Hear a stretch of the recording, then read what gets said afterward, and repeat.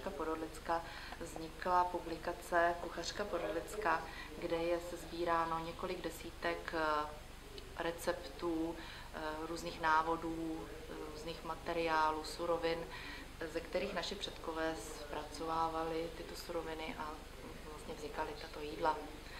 Kniha Kuchařka Podorlicka má opravdu veliký úspěch a je distribuovaná zdarma.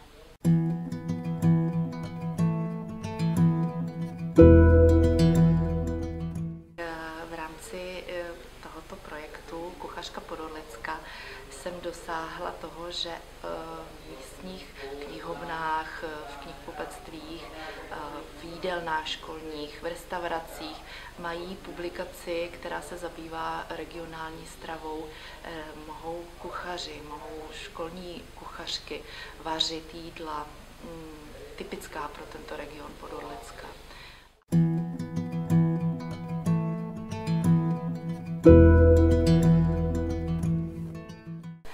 Tak tento projekt bych pravděpodobně realizovala i bez podpory z programu LEADER, nakolik tato publikace chyběla na trhu.